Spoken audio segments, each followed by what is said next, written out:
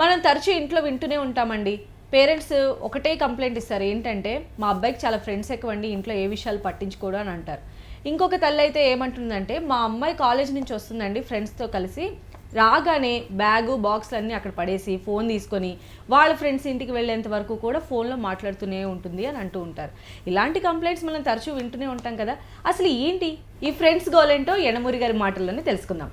నమస్తే గురూజీ. నమస్తే నమస్తే గురూజీ, ఈరోజు చాలా అంటే ఫ్రెండ్షిప్ అనేటువంటి విషయం మనం మాట్లాడుకుందాము. ప్రతి తల్లి కంప్లైంట్ చేస్తూనే ఉంటుంది వాళ్ళ పిల్లల గురించి, ఎస్పెషల్లీ ఈ ఫ్రెండ్షిప్లో.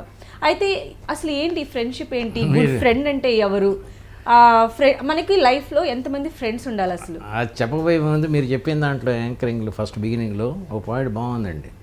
ఆ అమ్మాయి బస్సులో వస్తుంది, దిగుతుంది, దిగి అక్కడ పడేస్తుంది బ్యాగు, మళ్ళీ ఫోన్ చేస్తుంది. ఈ ఫోన్ చేసింది ఎవరికంటే బస్సులో తనతో పాటు పక్క సీట్లో ఉన్న అమ్మాయి. ఆ అమ్మాయి ఇంటికి వెళ్ళే వరకు ఈ అమ్మాయితో మాట్లాడుతూ ఉంటుంది. మళ్ళీ అప్పుడు ఏమన్నా అబ్జెక్ట్ చేసామనుకోండి, ఏంటి ఇప్పుడే వచ్చావు అప్పుడే ఫోన్తో బిజీ అని అంటే ఏమంటారంటే, ఏంటమ్మా ఇప్పుడు దాకా కాలేజ్కి వెళ్ళి వచ్చాను, నన్ను రిలాక్సే అవ్వనివ్వవా అని చెప్పి తిరిగి మళ్ళీ పేరెంట్స్ని తిడుతున్నారు అనమాట. ఇంకో పాయింట్ కూడా గమనించండి, ఈ రోడ్డు మీద వెళ్తున్న అమ్మాయిలు అబ్బాయిలు తెగ మాట్లాడుతుంటారు ఫోన్లో నడుస్తూ.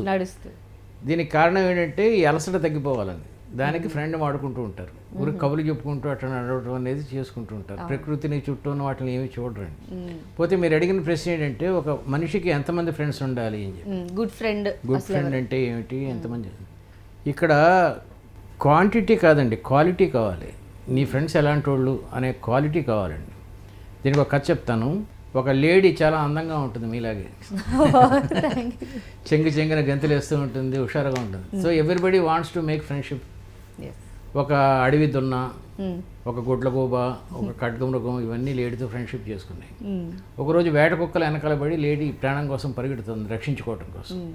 ఆ టైంలో ఫస్ట్ అడవి దున్న దగ్గరికి వెళ్ళింది. వెళ్తే అదంది, ఆ వేట కుక్కలతో నేను పోరాడలేను కాబట్టి నన్ను వదిలేసి ఇంకెక్కడికన్నా వెళ్ళు. అప్పుడు గుడ్లగూబ దగ్గరికి వెళ్ళింది.